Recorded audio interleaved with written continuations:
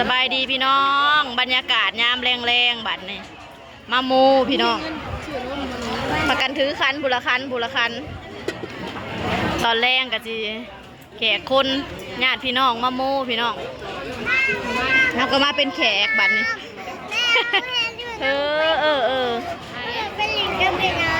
ไม่ใช่ผู้กินข้าวสักก่อนลูกไอเซมนี่กินตำบักหุ่งแม่เปิ้ลได้ตำนะแม่กินกะลาบเนื้อพี่น้องลาบซุกลาบดิบก้อยนางแล้วก็อ้อมตำบักหุ่งข้าวปุ้นหลายอย่างอยู่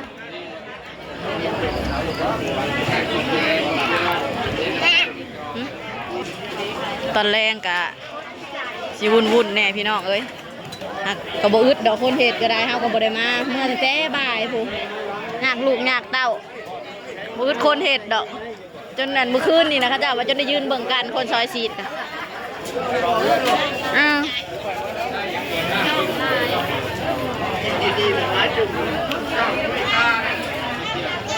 เต็มงานอยู่บ้านเฮาก็สิประมาณนี้แหละพี่น้อง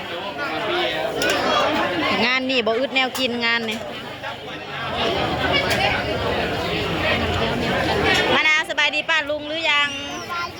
มะนาวกับมาน้ำกินข้าวบ่ลูกคนช้าผมเลยผมกับบ่ได้มัดผมทันละแห่ลูกแซ่บบ่ลูกบ่คนเก่งเนาะกินข้าวเนาะกินข้าวไอเทพมะนาวไอเทพยังไอเทพก็ยังไม่ได้กินนมเลยเรือนม2 กล่องทางอันนั้นมันกลางคืนบ่ค่อยกินปานใดเดี๋ยวนี้นะใหญ่เลยดินมสรุปแพมเพิร์สก็บ่ได้ใส่เดี๋ยวนี้นะแพมเพิร์สก็บ่ได้ใส่ได้หลายคืนเลย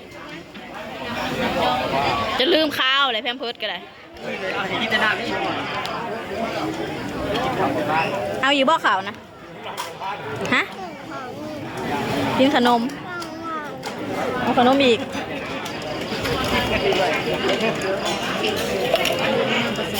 ปวดประสาทนะ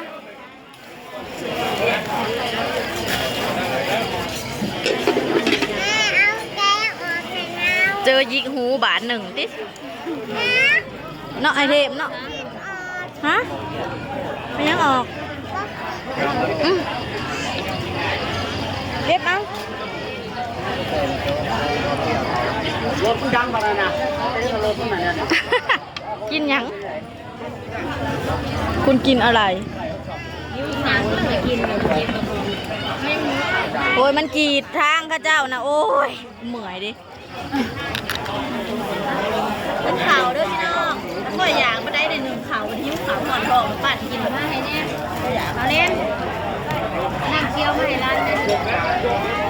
ซื้อมาแล้วเป็นแพ็คกินหมูจอกไปเลยซีมยำหนังเน่ทำไมเดือดแต่มะเฟืองกระเจ้าซอยเขาหนังดูฮะไม่เจ้าน้ำก้อนนี่ค่ะ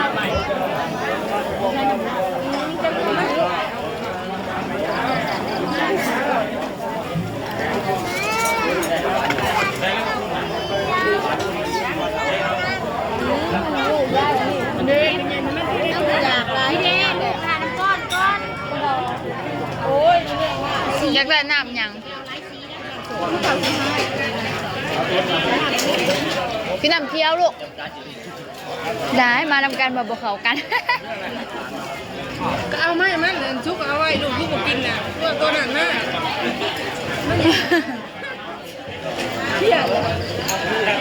ไปเอาสะไปยากไปเอาไปลูกไป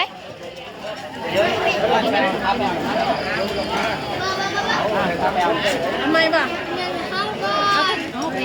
หมอนี่พยางชี้นี่ยังวะบอกคือกันยังวะก็ได้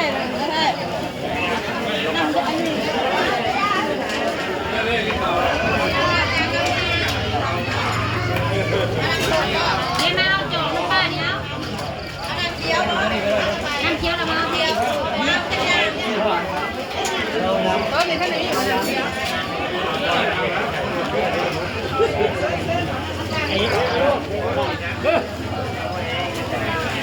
ได้แบบว่าไต่โคมเนี่ยนั่งดีๆเอาเก่าเพื่อประหยัดเขาจะกินเองร้ายโพดเลิกไม่กินในมันเลิก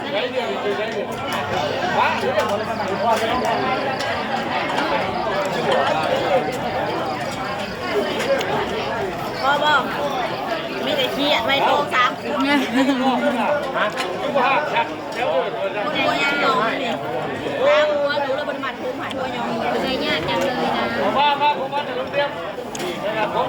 ใช่เจ้าเลยต้องยากนะถ้าเปิดสมุดนะอาจารย์สมุดแน่จะทำงานได้แน่เจ้าอะไรกูอยากนั่งเที่ยวขนาด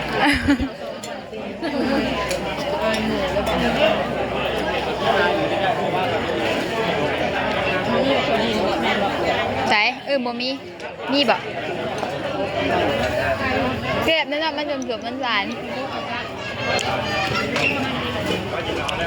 เนี่ยแซ่บๆไปหน่อยยังก่อนอิ่มเพื่อนดีพี่ประหยัดก็ไว้แม่จะกินเองหรอกคนบ่เทิงบ่เลยมันหยัง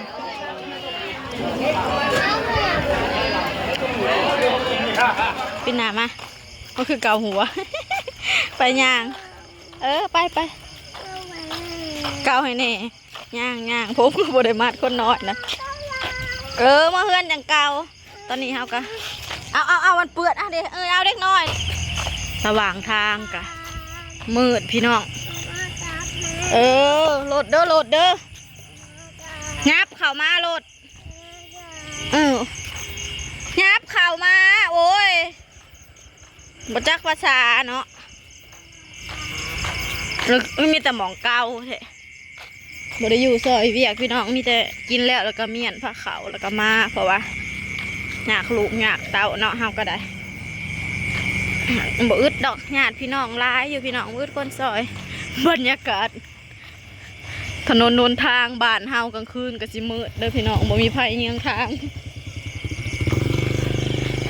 ใครแต่อยู่ใกล้ๆเฮาก็ย่างไปไฟหน้าบ้านก็ขาดพี่น้องเอ้ยมืดอึคืออยู่โอ้หน้าบ้านเฮาก็มืดโอเคเด้อพี่น้องเด้อสำหรับคลิปนี้เราก็ขอจบคลิปไปเพียงสำนี้ก่อนจ้าพอกันคลิปหน้าบ๊ายบายก่อนจุ๊บ